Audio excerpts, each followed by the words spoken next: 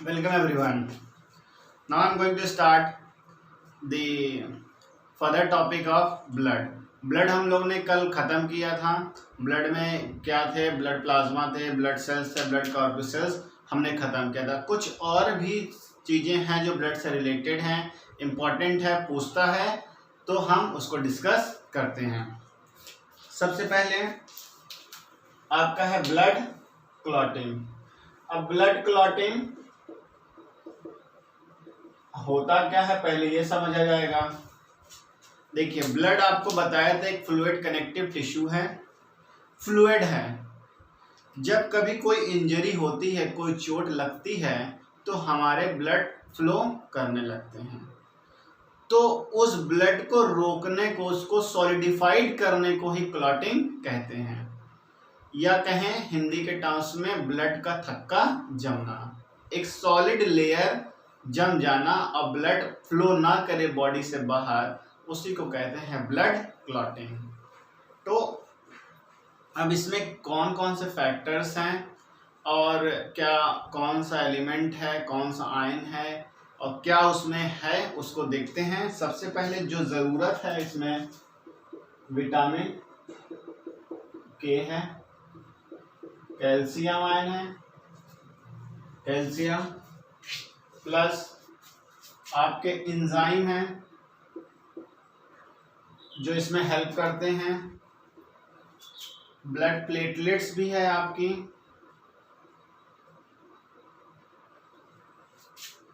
Injured tissue भी है। ये सब चीजें हैं जो हेल्प करते हैं। फैक्टर्स में आएंगे आपके प्रोथ्रोम्बिन एंड फाइब्रिनोजेन। इनकी मदद से ब्लड क्लॉट होता है। कैसे होता है उसको देखते हैं, ये मैकेनिज्म होता है। तो सबसे पहले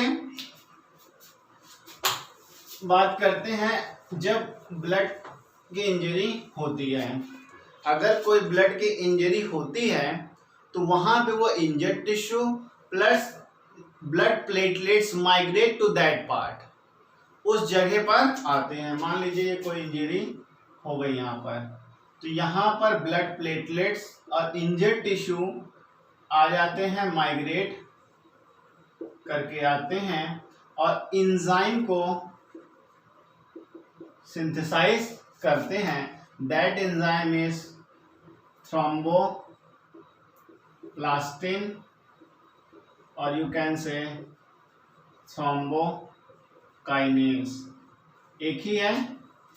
तो ये एंजाइम है, ये जो है एक्टिव हो जाता है। अब ये जो एंजाइम है थ्रोम्बोप्लास्टिन जो है, आपका कैल्शियम के साथ, कैल्शियम आयन जो है इसके साथ मिलके प्रोथ्रोम्बिन को, प्रोथ्रोम्बिन जो इनएक्टिव है, प्रोथ्रोम्बिन इनएक्टिव, इसको चेंज करता है थ्रोम्बिन में। ये एंजाइम थ्रोम्बोप्लास्टिन कैल्शियम से बाइंड करके प्रोथ्रोम्बिन को थ्रोम्बिन में चेंज करता है और थ्रोम्बिन एक्टिव, ये जो है फाइब्रिनोजेन के साथ रिएक्ट करता है इन प्रेजेंस ऑफ कैल्शियम और फाइब्रिन बनता है। फाइब्रिन ही फाइबर्स होते हैं नेट लाइक, जो ब्लड को क्लॉट करते हैं।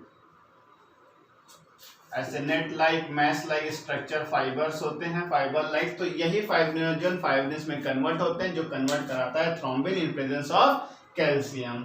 तो this is the mechanism of blood clotting. Blood clotting एकदम सिंपल है कि जब कोई इंजरी होती है तो क्लॉट कैसे होता है, ब्लड जमता कैसे है बॉडी में। तो कुछ फैक्टर्स थे, एलिमेंट्स थे। विटामिन के का भी रोल होता है इसमें। एंजाइम, सबसे पहले ब्लड प्लेटलेट्स और इंजर्ड टिश्यू यहाँ पे आ जाते हैं माइग्रेट करके, फिर यहाँ पे वो एंजाइम को सिंथेसाइज करते हैं। दैट एंजाइम इज थ्रोम्बोप्लास्टिन और थ्रोम्बोकाइनेज। अब ये कैल्शियम के साथ बाइंड करता है प्रोथ्रोम्बिन, जो कि फैक्टर्स है उसको चेंज करता है थ्रोम्बिन में, और थ्रोम्बिन जो है कि इसको जो है फाइब्रिनोजेन से रिएक्ट करता है इन प्रेजेंस ऑफ कैल्शियम और फाइब्रिन में चेंज करता है। Fibrin is a mesh like structure form to the injured part, और ब्लड क्लॉट हो जाता है, सॉलिडिफाइड हो जाता है। इट टेक्स टाइम, थोड़ा समय लगता है, 2 से 4 दिन लगता है। ये वो डिपेंड भी करता है इंजरी पर कि छोटी है कि बड़ी है। तो ये हुआ आपका blood clotting. Now next is blood group. Blood group भी पूछता है। Blood group, blood group, blood group को जिसने डिस्कवर किया था वो थे कार्ल लैंड स्टीनर। 1900 में इन्होंने डिस्कवर किया ब्लड ग्रुप। अब blood group A B O, यही 4 ब्लड ग्रुप है, 4 ग्रुप। अब ये जो ब्लड ग्रुप है इन्होंने जो डिस्कवर किया, तो एंटीजन और एंटीबॉडी ब्लड ग्रुप, तो जिसपे एंटीजन है वही ब्लड ग्रुप है। ब्लड ग्रुप ए तो एंटीजन ए, और इसका अपोजिट जो antibody B. Blood group B antigen B, antibody A. Blood group A B have antigen AB but do not have antibody. O do not have antigen and antibody AB both present. तो ये है blood group, और blood group AB is universal recipient and O is universal donor. Donor और recipient मतलब जो सबको दे सकता है वो है ब्लड ग्रुप ओ, और जो सबसे ब्लड ग्रुप ले सकता है वो है ब्लड ग्रुप ए बी। और ए किसको दे सकता है? ए ब्लड ग्रुप ए को प्लस ए बी को दे सकता है। ब्लड ग्रुप बी जो है कि बी और ए बी को दे सकता है। ब्लड ग्रुप ए बी सिर्फ ए बी को दे सकता है, और ओ सबको दे सकता है, और ये जो है कि सबसे ले सकता है। तो ये था ब्लड ग्रुप, किसको दे सकते हैं, ले सकते हैं। यूनिवर्सल डोनर कौन है, यूनिवर्सल रिसिपिएंट कौन है, कितने ब्लड ग्रुप हैं, और किसने डिस्कवर किया था। तो ये था आपका ब्लड ग्रुप। अब RH factor, blood transfusion. Blood transfusion simple process है। Transfer of blood from a healthy person to the needy person, जिसको जरूरत है उसको देना ब्लड को, that is called the blood transfusion. Transfer करना। अब ब्लड ट्रांसफ्यूजन डायरेक्ट नहीं होता है, वो आपको ब्लड बैंक में जाना पड़ेगा, ब्लड वहां पे डोनेट करना पड़ेगा, फिर वो सेंट्रीफ्यूज करके जिस ब्लड की जरूरत होती है जिस ग्रुप की, वो आपको देते हैं। और एक फैक्ट्स बता दें आपको कि जो ब्लड बैंक में ट्रांसफ्यूजन जब हम कर देते हैं, ब्लड डोनेट कर देते हैं, तो उसमें से कैल्शियम निकाल लिया जाता है, क्योंकि कैल्शियम रोल प्ले करता है क्लॉटिंग का। क्योंकि हम जहां हॉस्पिटल में या जिस जगह पर हमें ले जाना है ब्लड को, उतनी देर में अगर कैल्शियम प्रेजेंट रहेगा तो ब्लड क्लॉट हो सकता है, इसलिए कैल्शियम को निकाल देते हैं, फिर उस पर्सन को डॉक्टर उस पर चढ़ा देते हैं, that is called the blood transfusion. तो ये simple blood transfusion. RH factor, RH factor, RH is a rhesus monkey, एक स्पीसीज है मंकी की, that is called the rhesus. सबसे पहले उसमें ही पाया गया यह फैक्टर, तो RH फैक्टर कहते हैं। RH फैक्टर, ये RH फैक्टर RBC के लेयर पर प्रेजेंट होते हैं जिसमें प्रेजेंट है, लेयर में प्रेजेंट है, तो एंटीजन प्रेजेंट है उसको पॉजिटिव से शो करते हैं, और जिसमें RH फैक्टर एब्सेंट है तो वो नेगेटिव से शो करते हैं।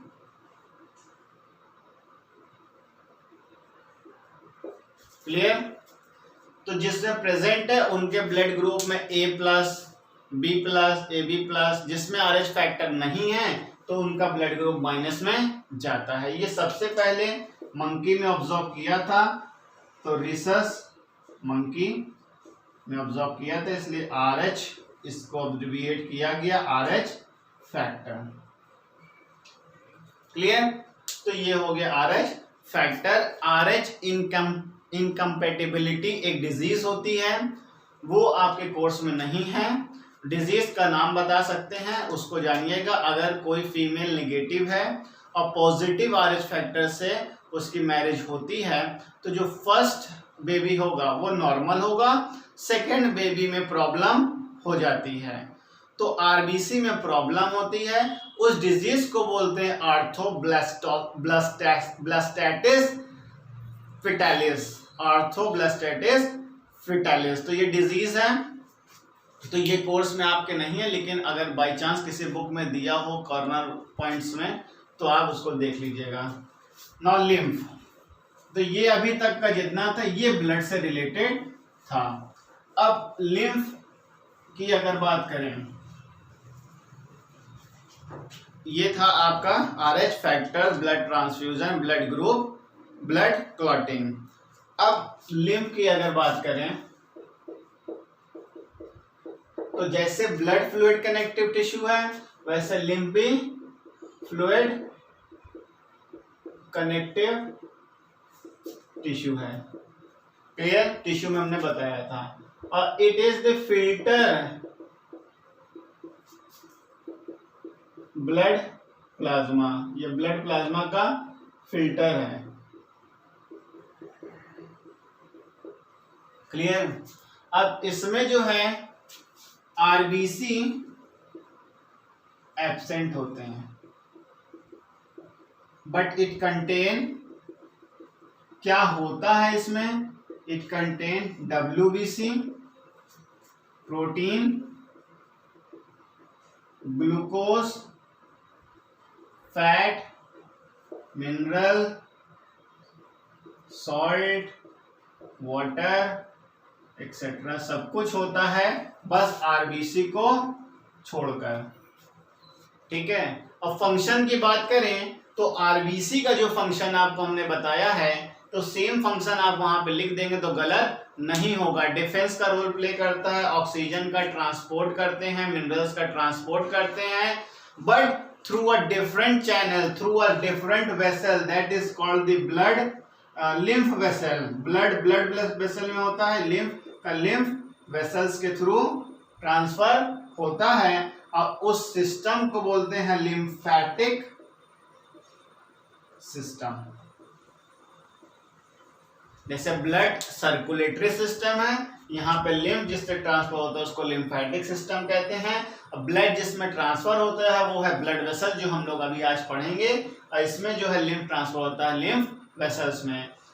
और जो है वो fluid connective tissue, filter blood plasma, RBC absent होते हैं। इसमें कंटेन क्या है?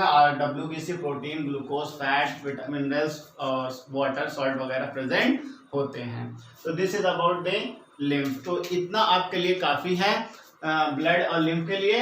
अब आज बात करते हैं हम लोग ब्लड वेसल्स की।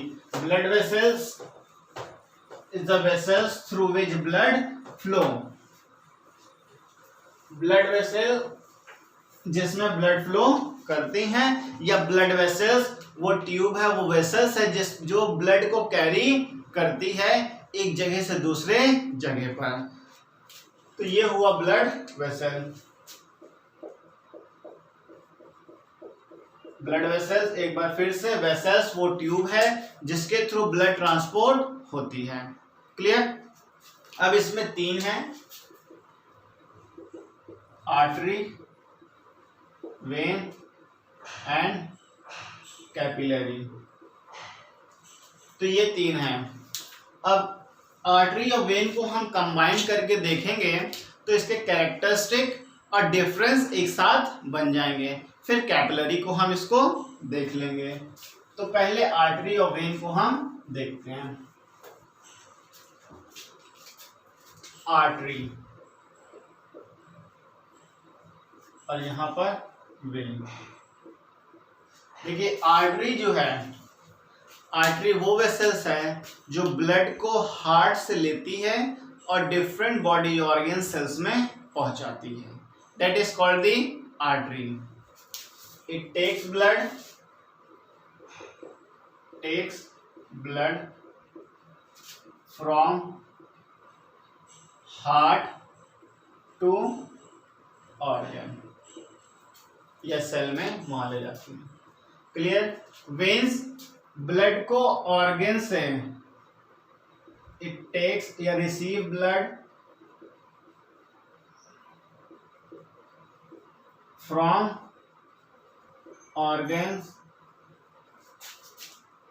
To heart.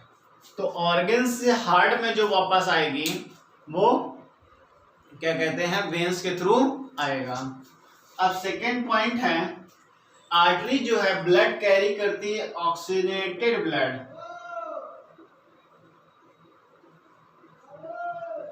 ऑक्सीजनेटेड ब्लड मतलब वो ब्लड जिसमें रिच ऑक्सीजन होते हैं, ऑक्सीजन ज्यादा होते हैं।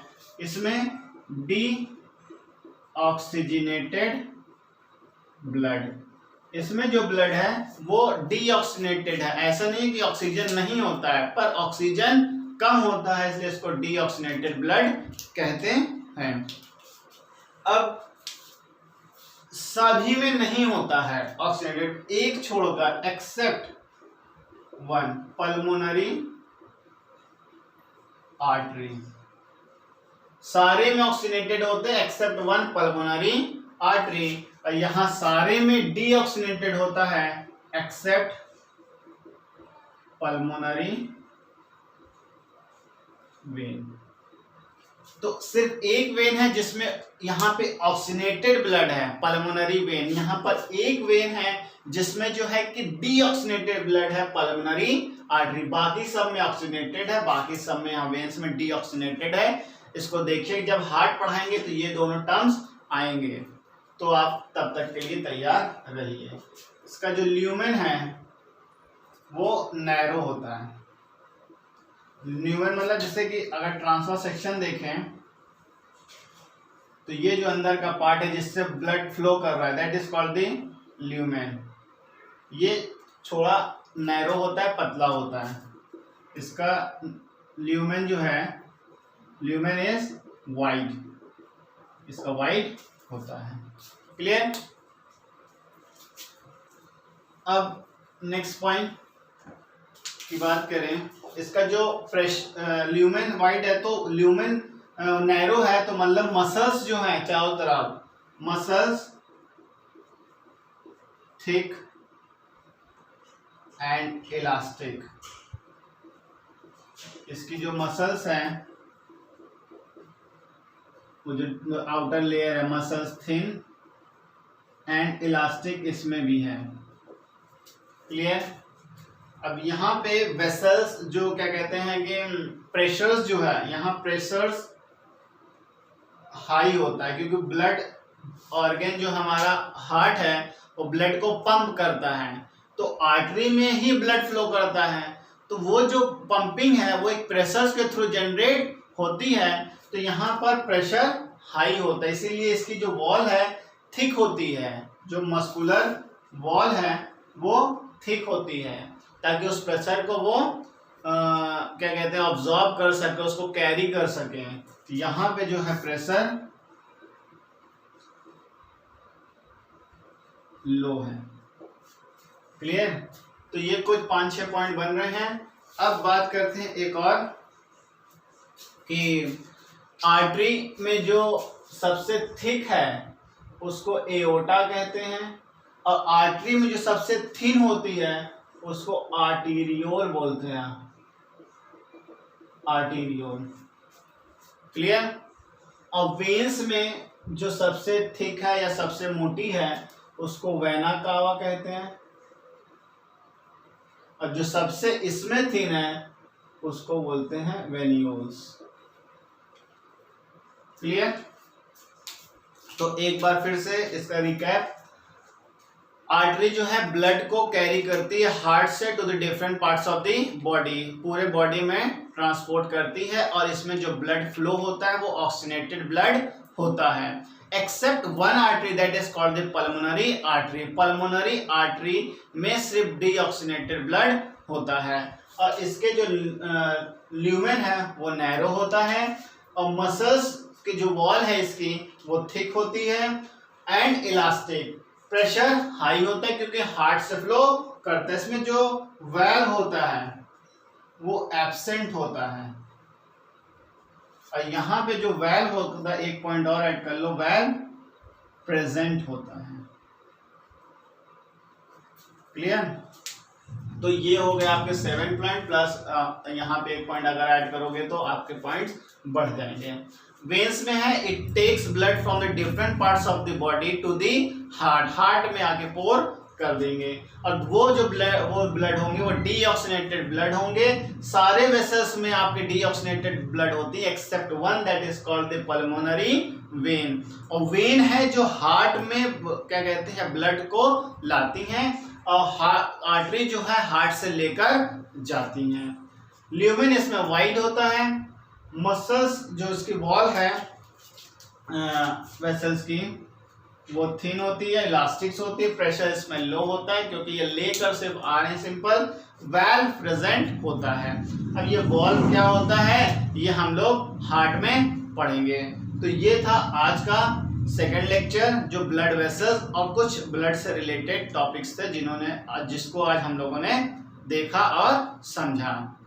अब आपके लिए क्वेश्चंस कि आप ये बताइएगा, name the scientist who discovered the blood group. एक क्वेश्चन ये है, साइंटिस्ट का नाम बताना है जो ब्लड ग्रुप डिस्कवर किया।